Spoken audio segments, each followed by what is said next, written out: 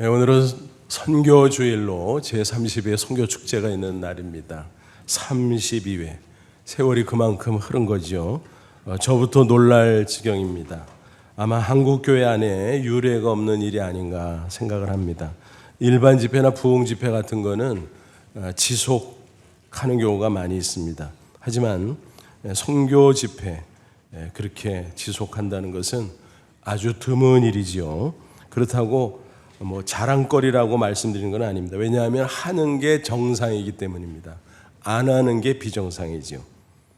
거슬러 올라가 생각하니까 제1회 선교축제 1992년 10월에 있었어요. 4일 동안 매일 저녁 400여 명씩, 연유는 1600명이 모였습니다. 학생들로부터 머리가 희끗희끗하신 어르신들까지 많은 분들이 참석했습니다. 그리고 큰 은혜 가운데 우리 교회 선교 비전을 품을 수 있었습니다. 지금보다 교인 수가 적을 때니까 정말 많이 모인 셈이죠. 그때 오셨던 강사분들도 놀랐습니다. 보통 선교 집회는 어때요? 복 받으세요. 이게 아니잖아요. 헌신하세요. 결과적으로는 하나님의 축복과 또 영광이 있지만 그러나 일단은 헌신하라고 말씀하잖아요. 그러다 보니까 사람들이 흥미를 잘 느끼지 않고 또 부담스러워서 기피한다는 것입니다. 그런데 우리 교회에서 선교 집회를 이렇게 끊임없이 이어오고 있으니 정말 감사한 일이 아닐 수 없다라는 것입니다. 본래는 4일짜리 집회였죠. 근데 10여 년 전부터 경년으로 홀수년에는 1일짜리, 짝수년에는 4일짜리 집회로 진행하고 있습니다. 그 이유는 이미 교회 안에 선교 마인드가 많이 확산됐고 또 다른 사역들도 많이 늘어나서 조정을 한 것입니다.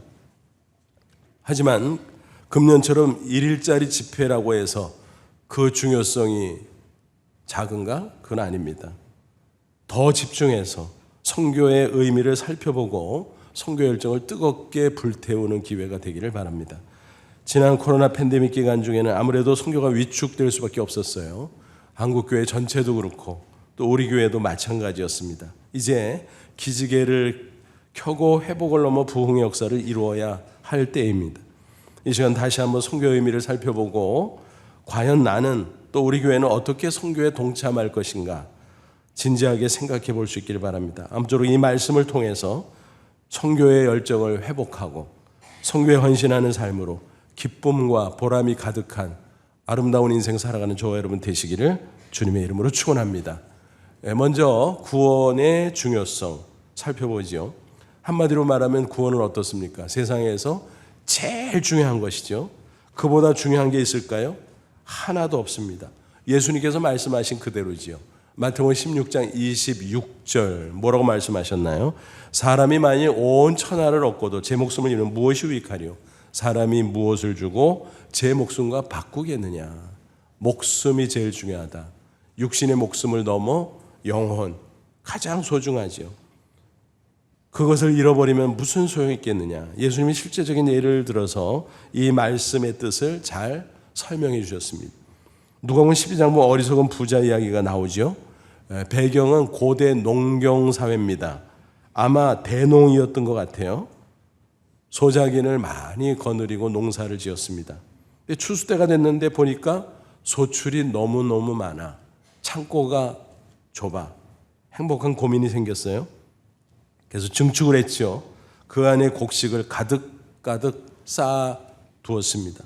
그러고 나니까 얼마나 한가지인지 또 얼마나 뿌듯한지 독백을 합니다. 내 영혼한 물건을 많이 쌓아두었으니 이제 편히 쉬면서 인생을 즐기자. 사실 영혼이라 그랬지만 육신의 안위를 위한 거죠.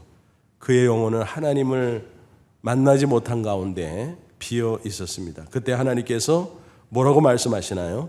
누가복음 12장 20절 하나님을 이르시되 어리석은 자여 오늘 밤에 내 영혼을 도로 찾으리니 그러면 내 준비한 것이 누구의 것이 되겠느냐 하셨으니 무슨 얘기예요? 영혼 구원을 받지 못하면 언제라도 하나님 그만하면 그래서 죽음을 맞이하면 그 모든 소유 그게 전부인 것 같고 그걸 통해서 뭐라도 할 것 같았지만 아무것도 아니다라는 것입니다. 또 누가복음 16장 보면 거지 나사로와 부자 여인가 나오죠. 나사로는 믿음의 사람이었지만 거지 중에 상거지였습니다. 비참했습니다. 궁핍했습니다. 그래서 먹고 사는 것조차 힘겨웠습니다. 부자 집에서 나오는 음식에 잠밥이나 먹고 살았습니다. 게다가 몸에는 병까지 갖고 있었습니다. 반면 부자는 어떻습니까? 지체가 아주 높아요. 물질적으로도 여유가 많아요. 그래서 매일 먹고 마시고 잔치를 열면서 살아가고 있었습니다. 그러다가 세월이 흐르고 흘렀어요. 누구나 맞이하는 죽음, 각각 죽음을 맞이했는데 그 후에 어떻게 되나요? 나사로는 천국 아브라함의 품 안에 안겨 안식을 누리고 있습니다. 반면 부자는 음부 지옥에 떨어져 불꽃 가운데 고통스러워하고 있습니다. 얼마나 괴로웠는지 멀리 아브라함을 향해서 외칩니다. 아버지 아브라함이요. 유대인들은 무조건 조상을 통틀어 아버지라고 부르거든요. 아브라함이요, 저 나사로 좀 잠깐 보내주세요. 그래서 물 한 방울 내 혓바닥에 좀 적셔주게 하세요. 너무너무 고통스럽습니다. 그런데 이런 자의 거절을 당했어요. 여기 저기 왔다 갔다 하는 거 아니야. 끝났어. 이제 확정됐어. 그러면 우리 형제들이 세상에 있는데 나사로를 다시 좀 잠깐 보내서 내 소식 좀 전해주세요. 절대로 여기는 올 때가 안 된다고. 근데 그것마저 거절당하죠. 야, 끝났어. 세상으로 다시 돌아갈 수 있는 게 아니야. 절망 그 자체였습니다. 여러분, 나사로와 부자 두 사람 중에 어떤 사람이 인생을 잘 살았나요? 우리가 육신적인 걸 생각하면 나사로라고 선뜻 대답하기가 어려울지 모르지만 그럼에도 불구하고 둘 중에 하나를 꼽으라면 당연히 나사로의 인생을 꼽아야 될 것입니다. 그렇지 않아요? 아무리 육신적으로 아니라고 풍요롭게 살았다고 할지라도 영원히 구원받지 못하고 고통 가운데 존재할 수밖에 없다면 그것은 피해야 되지 않겠습니까? 이와 같은 두 가지 이야기를 통해서 예수님은 말씀하셨습니다.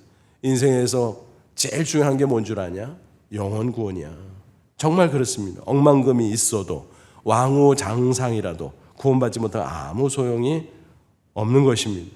따라서 가장 시급한 것, 가장 중요한 것, 바로 구원이라는 사실 다시 한번 꼭 기억할 수 있기를 바랍니다.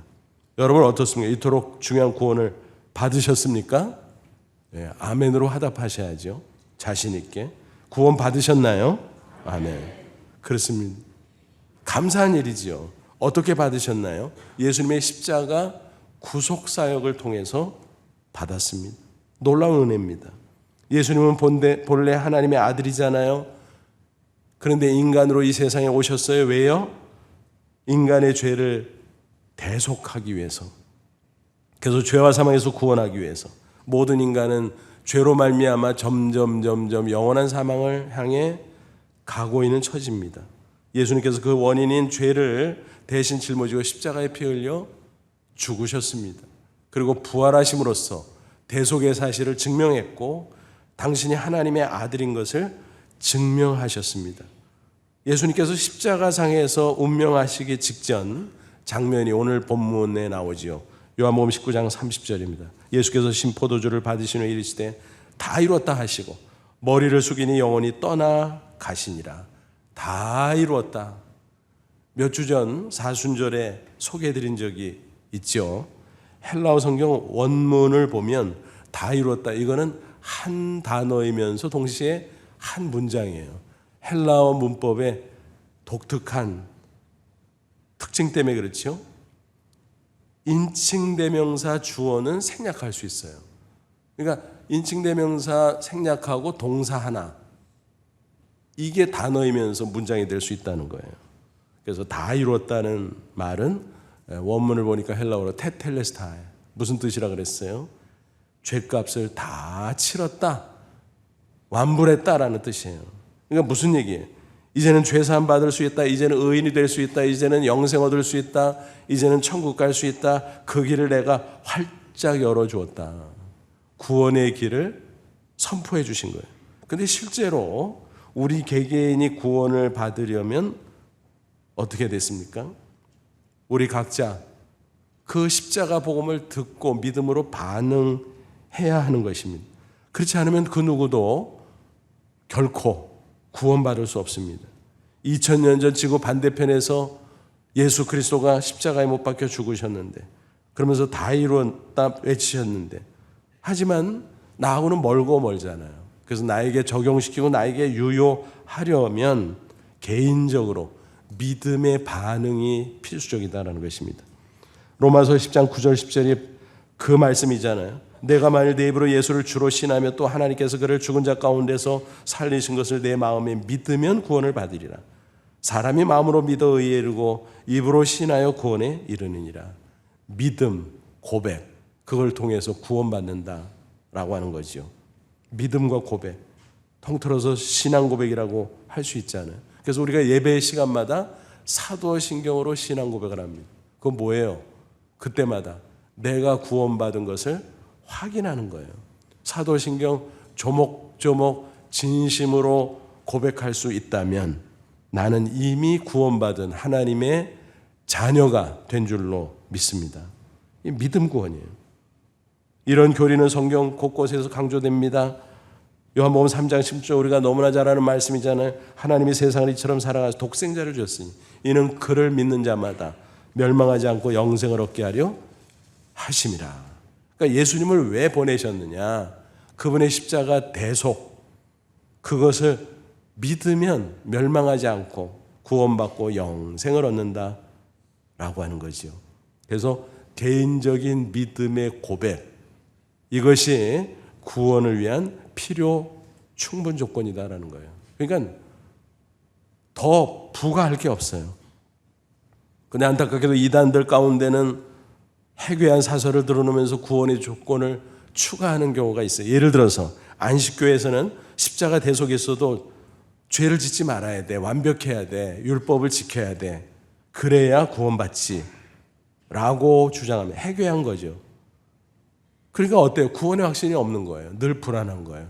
내가 예수님을 믿는데 내가 구원 받았나? 내가 장차 천국에 갈 수 있을까? 그런 거죠. 그 신앙생활하는 의미가 없죠. 뭐 하려고 신앙생활해요? 그렇게 불안한데. 안식교에 안식이 없는 셈이 된 거죠. 오래전 엔돈필 강의로 유명했던 이상구 박사 기억하시나요? 그분이 오랜 세월 안식교인으로 있었어요. 그래서 수년 전 탈퇴했죠. 어떤 과정이 있었냐면 안식교를 믿으면서 뭐 열심히 했는데 마음이 계속 공고한 거예요. 구원의 확신이 없어. 평안이 없죠. 기쁨이 없죠. 뭔가 늘 죄의식 가운데 있고. 왜냐하면 율법을 완전히 못 지키잖아요. 우리가 예수 믿고 구원받고 하나님의 자녀가 됐다 그래도 하나님의 말씀 율법을 100% 지킬 수 있나요? 없죠. 우리가 육체를 가지고 있는 한 우리는 불가능합니다. 다만 구원받은 하나님의 자녀가 됐으니 하나님의 영광을 위해서 또 나 자신의 복된 삶을 위해서 하나님의 말씀을 기억하고 그 뜻대로 순종하려고 기도하고 애쓸 뿐이지요. 그래서 점점 성화될 뿐이지 우리가 완벽할 수는 없잖아요. 근데 완벽해야 된다 그러니까 늘 갈등이 있는 거죠. 고민이 있는 거죠. 그러다가 성경을 보면서 사실 수도 없이 성경 봤지만 그걸 놓쳤던 거죠. 믿음 구원, 믿음의 고백으로 구원받는다. 더 이상 덧붙일 게 뭐가 있어? 그거로 완전한 구원의 복음이죠. 그래서 그는 결국 구원의 확신을 얻을 수 있었고 마음의 평안과 기쁨을 누리게 됐다라는 것입니다. 그런데 그에게 암 환자가 있었어요. 이제 소위 말하는 시한부 선고를 받게 됐습니다. 중해져서. 근데 문제는 그 질병의 고통보다도 내가 이러다가 죽으면 죽은 후에 천국 갈 수 있을까? 확신이 없으니까 너무 불안한 거예요. 그러니까 육신의 고통보다 마음의 불안이 더 큰 거예요. 안타까운 심정으로 그에게 믿음 구원의 복음을 잘 설명해주고 전했습니다. 그랬더니 그가 그거를 수긍했어요. 그리고 확신했어요. 이처럼 구원의 확신을 갖게 되니까 마음의 평안이 가득하게 됐어요. 그리고 육신은 고통스럽지만 기뻤어요. 그렇게 지내다 보니까 자기도 모르는 사이에 암이 완치가 되었다. 그래서 건강을 회복했다라는 간증입니다.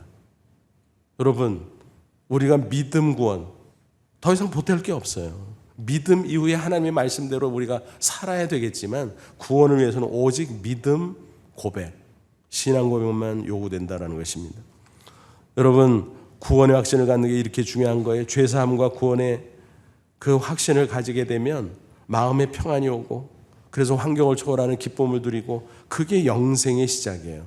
장차 죽음 넘어 저 천국에 가서 영원히 사는 그게 영생이 아니라, 물론 포함되지만 이미 구원에 확신하는 그 시점부터 내 영혼에 평안과 기쁨이 그게 신령한 거거든요. 그게 영생의 시작입니다. 그렇게 우리는 이 땅에서 승리의 삶을 살다가 언제라도 죽음을 넘어서서 저 천국에 들어갈 수 있는 것입니다. 이게 우리가 가지고 있는 구원의 확신 아닙니까? 이 구원의 확신은 어떻게 생겼어요? 나보다 먼저 믿은 믿음의 선진들이 구원의 복음을 전해줬기 때문에 그것을 듣고 믿고 고백함으로 가능해진 것입니다. 오늘 본문이 바로 그거 아닙니까? 로마서 10장 13절에 15절. 누구든지 주의 이름을 부른 자는 구원을 받으리라. 그런즉 그들이 믿지 아니하는 이를 어찌 부르리요? 듣지도 못한 이를 어찌 믿으리요? 전파하는 자가 없이 어찌 들으리요? 보내심을 받지 아니했으면 어찌 전파하리요?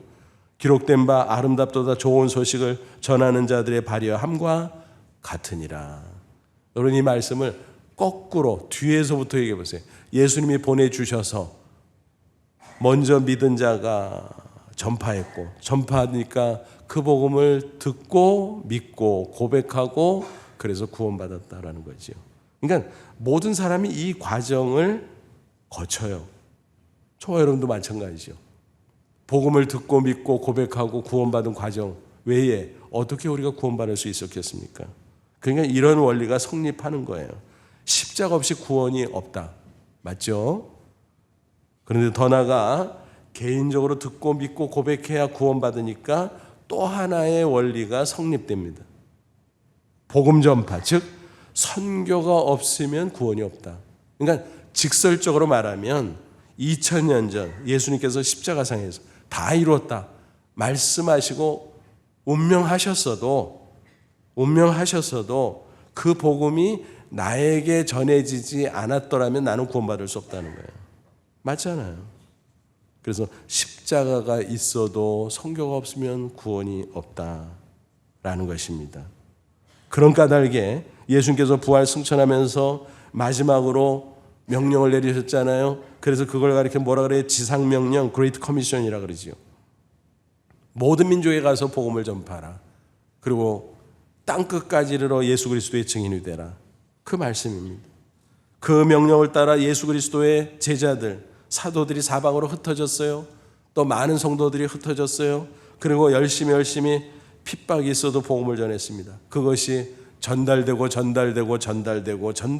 오늘 저와 여러분에게까지 왔다라는 것입니다. 마치 바통을 전해주듯이 릴레이 경주죠. 이게 바로 복음의 릴레이인 것입니다. 그런데 일반 경주와 차이는 뭐냐면, 일반 경주는 그냥 한 팀이 쭉 이렇게 한 줄로 이어지잖아요. 전해주고. 그런데 복음의 릴레이는 한 줄이 아니에요. 한 줄로 내려오다가 이게 갈라지죠. 왜냐하면 여러 사람에게 복음을 전하기 때문에 갈라지면서 기하급수적으로 수도 없는 그런 줄을 통해서 이어지고 바로 나에게까지 왔다라는 것입니다. 이런 복음의 릴레이가 얼마 동안 진행됐을까요? 2000년 동안. 그렇죠. 특별히 우리 한국인들은 어떻습니까? 거슬러 올라가 100수십 년 전 이 땅에 찾아온 서양 선교사들이 복음을 전해줬기 때문에 그들로부터 전해 들은 자들이 믿고 고백하고 구원받고, 그래서 그 다음 사람에게 전하고, 또 그 다음 사람이 듣고 믿고 고백하고 구원받고 그 다음 사람에게 또 전하고, 그런 것이 내려오고 그것이 갈라지고 내려오면서 나에게까지 온 거죠. 복음의 릴레이가 어마어마한 거죠. 야, 그렇구나. 놀랍구나.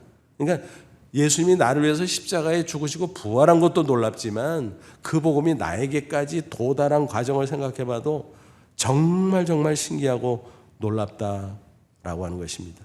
그렇다면 나에게 온 이 복음의 바통 어떻게 돼요? 전해야 되죠. 최소한 한 사람 이상에게 전하지 않고 내가 인생을 마친다면 그거는 죄악입니다. 그렇잖아요. 2000년 동안 이어져서 나한테 왔냐, 내가 싹둑 끊어버려? 내가 만약 한 사람에게라도 전해주면 그 다음 사람이 여러 줄로 그렇게 갈래를 만들었다면 주님 오신 그날까지 이어지고 어마어마한 일들이 벌어질 텐데 내가 2000년 내려온 거를 이어진 것을 싹둑 잘라버려? 그거는 아무것도 아닌 게 아니라 죄악입니다. 여러분 누누이 말씀드리잖아요. 왜 복음의 릴레이가 중요한가? 십자가에 있어도 복음 전파가 없으면 개인적으로 듣지 못하고 믿지 못하고 고백하지 못하고 따라서 구원받지 못하고, 그래서 복음의 릴레이 때문에 내가 구원받았다. 내가 구원받은 것이 그렇게 소중하다면 나도 다른 사람에게 지상 명령을 따라서 복음을 전하는 것은 지극히 당연하다라고 하는 것입니다. 이 복음을 전하는 것을 몇 가지로 설명할 수 있죠. 아주 가까운 이웃에게 전하는 것을 그냥 흔히 우리가 전도한다 그러죠. 또 좀 먼 사람에게 복음을 전하는 것을 선교한다 그러죠. 근데 조금 더 정확하게 말씀을 드리면 뭐예요? 동일 문화권, 우리하고 같은 문화권에 있는 사람들끼리 복음을 전하는 것을 전도라 그래요. 근데 이 문화권을 좀 넘어서서 우리와 다른 문화권에 있는 사람들이 복음을 전하는 것을 선교라고 부릅니다. 그래서 이 두 가지를 동시다발적으로 수행하라. 성경은 그렇게 말씀하고 있습니다. 예수님께서 지상명령을 주셨는데 그게 사복음서에도 있고 사도행전 1장에도 있잖아요. 조금씩 표현이 달라요. 사도행전 1장 8절의 말씀 보면 뭐라고 돼 있어요? 오직 성령이 너희에게 말씀하시면 너희가 권능을 받고 예루살렘과 온 유대와 사마리아 땅끝까지 이르러 내 증인이 되리라.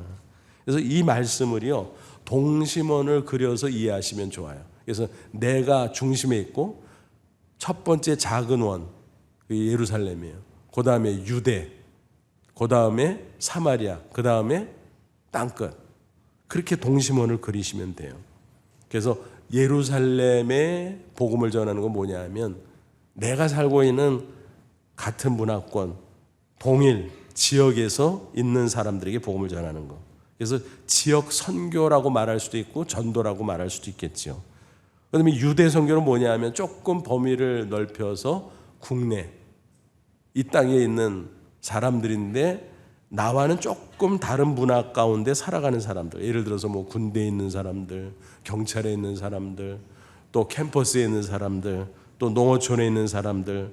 우리 도시민의 입장에서는 좀 다르잖아요, 문화권이. 그래서 그것을 국내 선교라고 하죠.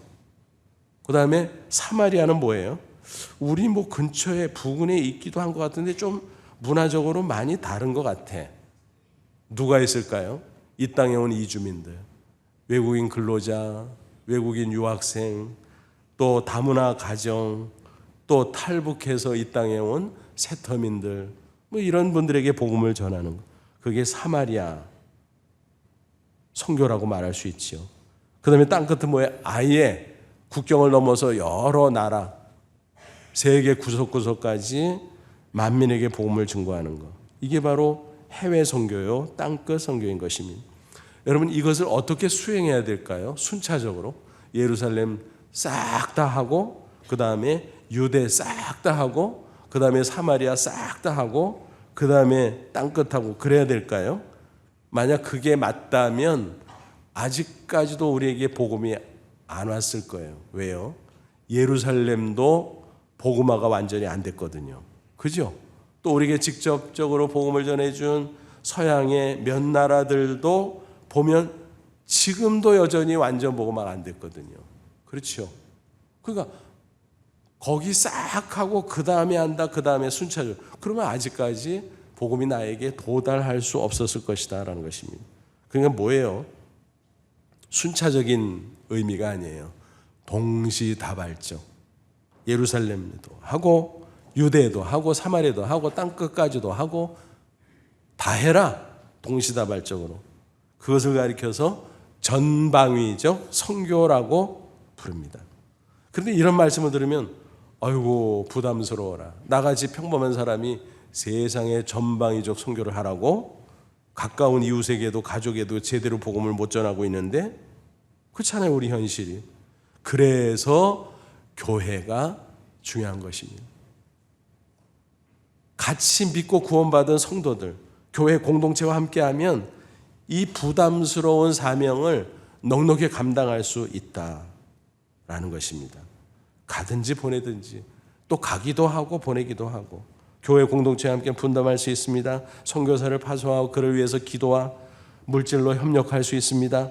또 선교사로 부름을 받은 사람도 마찬가지예요. 자기 혼자 가서 뭘 해요? 생활도 해야 되고 그러는데 그렇잖아요. 또 연약한 면이 많은데 교회에서 다른 성도들이 뒷받침을 해줘야 돼요. 기도와 물질로. 그러니까 함께 하는 거예요, 다. 그리고 함께 하면 충분히 할 수 있어요. 하다못해 내 이웃에 있는 심지어 가족한테 복음을 전하는 것조차 쉽지 않잖아요. 물론 내가 개인적으로 기도하고 기회를 타서 딱 복음을 전하고 그래야 되겠지만 그게 너무 어려울 때가 있어요. 그때 교회에서 그 기회를 제공해 줄 수 있는 거죠. 그러니까 함께 하면 쉬워요. 예를 들면 이런 거죠. 전도 집회, 뭐 새생명 축제, 뭐 이런 거죠. 그래서 5월 말에 금년에도 준비되어 있는데 그때 특별한 강사들이 옵니다. 그분들은 살아계신 예수 그리스도 하나님을 만난 사람이에요. 구원의 확신 그리고 그 후에 변화된 인생의 이야기들 그걸 가지고 전할 때 내가 직접 전해도 그렇게 안 됐지만 이 자리에 데려다 놓기만 하면 그 말씀을 들으면서 성령께서 역사하실 때 얼마든지 그 사람이 듣고 믿고 고백하고 구원받을 수 있다라고 하는 것입니다. 그러니까 이 전방위적 선교, 가까운 데서 멀리까지 그 모든 것들을 통째로 받으면 와 부담돼. 이걸 어떻게 해? 아니 나랑은 상관없어. 뒤로 물러설 수밖에 없지만 교회와 함께 한다. 그러면 할 수 있죠. 할 수 있지. 내 교회 멤버인데. 그렇지 않아요. 그게 우리가 함께하는 복음의 릴레이다라는 것입니다. 이와 같은 복음의 릴레이가 언제까지 계속 이어질까요? 예수님이 재림하시는 종말의 날까지입니다. 마태복음 24장 보면 말세훈이라고 하는 말씀을 예수님께서 주셨어요. 소계시록이라는 별명이 붙어있기도 해요. 예수님이 재림하는 그 종말의 때가 가까우면 그 말세에 이러이러한 징조가 있을 것이다. 지진이 나고 재난이 있고 또 여러 가지 난리, 전쟁이 있고 이단들이 극성을 부리고 인간성이 파괴되고 뭐 등등. 그런데 결정적인 말세의 징조가 뭔 줄 아냐? 하면서 예수님께서 말씀하셨어요. 마태복음 24장 14절 이 천국 복음이 모든 민족에게 증언되고 온 세상에 전파되니 그제야 끝이 오리라. 무슨 얘기예요? 모든 족속에게 다 복음이 전파되고 하나도 빼놓지 않고 또 지구촌 구석구석에 다 복음이 전파되고 그래야 예수님이 재림하신다라는 것입니다. 그렇다고 복음을 전했을 때 그 들은 사람들이 100% 믿느냐? 그건 아니에요. 믿음으로 반응하지 않고 거부하는 사람들도 있잖아요. 그럴지라도 최소한 그들에게 듣게는 해주자.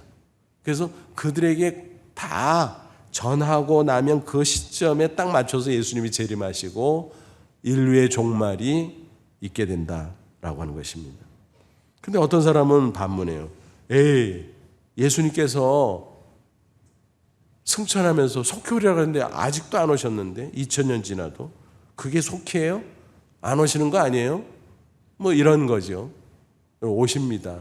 주님은 약속 절대로 펑크 안 내요. 근데 왜 이런 현상들이 있고 심지어는 교회 착실하게 다니는 사람들 중에서도 마음속으로는 예수님이 재림하는 게 맞나? 뭐 이런 회의적인 생각을 하는 경우도 있어요. 그런 일들이 왜 벌어질까? 저는 이렇게 생각을 합니다. 이단들 때문이라 그래요. 이단들이 성경적 교리에서 벗어나서 자기들 나름대로 사설을 들어놓는 거예요. 몇년 몇월 며칠 몇시 예수님 재림한다. 다 모여라. 우리한테 붙지 않으면 구원 못 받아. 큰일 나. 그러니까 어리석은 사람들이 거기에 휩쓸리고 또 때로는 두려워한 나머지 막 몰려가는 거예요. 근데 아니잖아. 근데 그게 한두 번이 아니잖아요. 막 번번이 그러잖아요. 그러니까 사람들이 재림 없나 봐. 그게 아니라 이단들이 잘못 말한 거지. 거기에 미혹된 거지. 성경을 봐야지, 성경을. 언제인지 모르지만 예수님이 재림하는 거는 세계 복음화와 맞물려 있다. 그 말씀 뭐 딴 말씀 하셨어요? 근데 이 말씀은 안 듣고 왜 엉뚱한 걸 듣고 그래? 이상하잖아요. 그래서 예수님의 약속은 부도 안 난다. 반드시 이루어진다. 그래서 그런 말 있잖아요. 사업 중에 절대로 망하지 않는 유일한 사업 뭐라고요? 선교 사업. 딴 거는요, 이 부침이 있잖아요. 막 흥하다가도 망하고 막 엎어지고 뒤집어지고 막 그러잖아요. 그런데 선교 사업은요, 주님께서 완벽하게 책임져 주시고 성령으로 함께 해주기 때문에 반드시 성취되는 줄로 믿습니다. 그러니까 뭐예요? 참여하면 수지 맞는 거예요. 참여하지 않으면 자기만 손해요. 여러분, 만약 내가 나는 관심 없어, 나는 안 할래, 그러면 주님의 이 선교가 지장이 있을까요? 조금 늦어질 수는 있겠죠. 그러나 지장은 없어요. 다른 누구를 통해서라도 하십니다. 또 우리 교회에서 안 하면 우리 교회는 부담돼. 괜히 뭐 시간도 뺏기고 또 뭐 재정도 나가고 싫어. 그럼 우리 교회가 안 하면 하나님의 선교가 안 될까요? 됩니다. 어떻게 해요? 다른 교회들은 없나? 다른 교회들을 통해서. 그러니까 하면 하는 개인과 교회가 수지 맞고 안 하면 안 하는 개인과 교회가 손해보고. 모르지 지금은. 이익 보는 줄 알지. 근데 나중에 보면 아이고 그런 거였네. 손해본 거를 깨달을 때 후회도 소용이 없다라고 하는 거죠. 정말 그렇지요. 역사를 보세요. 선교하는 개인과 가정과 나라는 흥황합니다. 반대로 선교에 태만하고 게을러지면 쇠락합니다. 미국과 유럽 여러 나라들 보면 알 수 있잖아요. 오늘날 아직도 여전히 그 나라들은 세계 여러 나라 가운데 두각을 나타내고 발전한 모습으로 잘 살아가고 있어요. 그게 뭐 때문에 그래요? 조상들이 예수 잘 믿어서 그래. 조상들이 세계 선교를 감당해서 그래. 그 덕인 줄 모르고 자기들이 잘난 줄 알고 지금 어때요? 신앙이 다 식어지고 기독교가 마치 미신인 것처럼 그렇게 무시하고 얼마나 안타깝습니까? 그러다 보니까 교회들이 점점 쇠락하고 그러다 보니까 옛날에 크게 화려하게 지어놨던 교회당들이 막 팔려가고 자본주사에서 별거 있어요? 재정에 문제 생기면은 교회당 아니야 뭐라도 팔려나가는 거죠. 근데 그거를 사들인 사람들이 자기 마음대로 쓰잖아요. 그래서 어떤 교회당은 술집으로 바뀌고 카페로 바뀌고. 근데 해괴한 것은 거기다가 이렇게 붙여놓은데 이렇게 여기 강대상 있던 자리, 여기 헌금화 있던 자리. 어이가 없죠, 어이가. 근데 더 어이가 없는 거는 그게 흥미로워가지고 또 간대. 그래서 영업이 잘 된대. 여러분, 하나님이 내려다보서 얼마나 기가 막히고 슬퍼하시겠어요. 근데 여러분, 이런 일들이요, 한국에도 조금씩 생기고 있어요. 정말 정신이 번쩍 나는 얘기가 아닐 수 없어요. 요즘에 어떤 교회들은 재정이 어렵고 특별히 이제 신축하고 나서 감당이 안 되면, 옛날 같으면 신축하면 막 사람들이 막 채워져가지고 금세 일어나는데 그게 잘 안 되는 거야. 그러다 보니까 재정에 어려움이 있잖아요. 뭐 은행 융자 받아갖고 막 이렇게 했는데 감당을 못 하는 거예요. 그럼 어떻게 팔아야지? 아무리 어려워도 교회가 이단들에게 팔겠어요? 안 팔지. 그런데 이단들이 어떻게 제3자를 딱 중간에 끼워가지고 그거를 매입해 드리는 거예요. 나중에 알고 봐, 뭐 땅을 치면 뭐예요? 이미 넘어갔는데.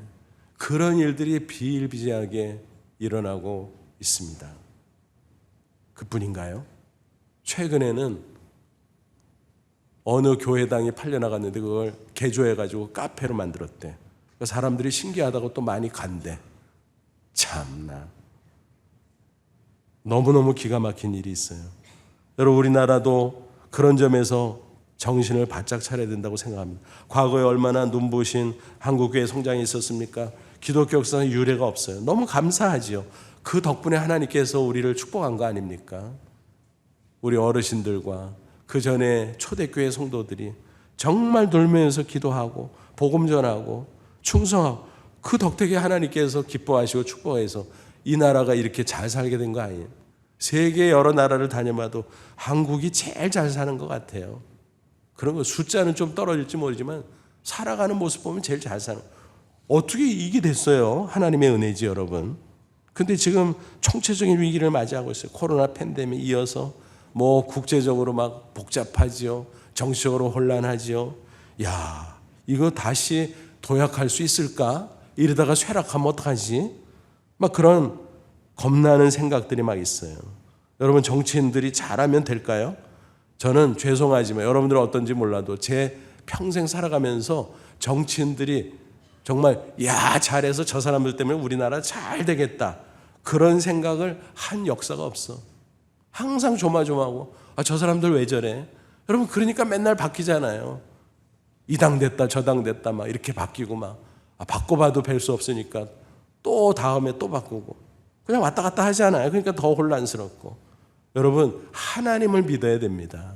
하나님이 기회를 주시고 섭리하면서 열어주니까 이나마 이 나라가 여기까지 왔죠. 그렇잖아요. 옛날 소련, 중공, 그래서 뭐 일도 접촉하지 않았잖아요. 근데 뭐 북방 외교 그래가지고 그거 하나님이 주신 기회죠. 88 올림픽이라고 그거 전 세계에서 보고 와 한국이 저래? 그래서 막 중공도 문 열고 소련도 문 열고 막 동유럽 국가들도 문 열고 막 같이 왔다 갔다 하고 무역하니까 우리나라 무역해서 먹고 사는 나라잖아요. 그러니까 나라가 확 발전하고. 야, 이런 기회들 앞으로도 하나님께서요 누가 잘해서가 아니라 하나님의 섭리 가운데 그런 기회들을 열어주시면 충분히 도약할 수 있다고 확신합니다. 근데 문제는 뭐예요? 교회죠. 교회가 성결해지고 교회가 선교의 사명을 성실하게 감당하고 그러면 소망이 있습니다. 절대주권자 하나님께서 기뻐하시면 얼마든지 붙잡으시고 역사하시고 길을 열어주실 줄로 믿습니다. 하지만 교회가 쇠락하고 선교하지 않으면 소망이 없는 거예요. 언제라도 쇠락할 수 있습니다. 국가적으로 저차율산 다음 세대 문제가 심각하잖아요. 근데 교회는 그 이상으로 심각해요. 여러분, 어떤 때 보면 너무너무 답답한 게 그리스도인 가정에서도 다음 세대를 책임졌죠. 내 자식, 내 손자들인데 신앙을 전수하지 못해. 신앙에다가 뚝뚝 끊어져. 근데 뭘 얘기하겠어요? 세상에서 출세시키는 거에는 막 열을 내고 몰두하는데 영혼 구원을 위해서 내 자식이라도 내가 복음을 전해야지 내가 잘 믿는다고 자동으로 구원받아요. 그거 아니잖아요. 구원은 도매금 없는 거거든요. 각자거든요. 각자. 복음 전해 똑 부러지게 자식들에게 손자들에게. 그래서 신앙의 대를 이어가야 교회가 쇠락하지 않고 계속 성장하고 부흥하고 또 그런 가운데 이 선교 사명을 좀 심어줘서 계속 이어가고 그렇게 복음의 릴레이를 우리가 잘하면 하나님께서 우리 개인도 가정도 나라도 반드시 붙잡으시고 계속 축복하시고 융성케 해주실 줄로 믿습니다. 왜냐하면 그게 역사의 흐름이거든요. 종말의 날까지. 마태복음 6장 33절 말씀 그대로예요. 그런즉 너희는 먼저 그의 나라와 그 의를 구하라. 그러면 이 모든 것을 너희에게 더하시리라. 하나님의 나라, 하나님의 통치를 받으면서 하나님의 뜻대로 살라. 그럼 모든 것 책임져 줄게. 그 중에 핵심이 뭐예요? 선교적 삶이거든요. 선교적 사명이거든요. 그러면 모든 것 뭐예요? 우리 육신을 위해서 솔직히 염려하잖아요. 미래가 불확실하니까 불안하잖아요. 아유, 뭐 먹고 살아? 뭐 입고 살아? 뭐 마시고 살아? 항상 그렇잖아요.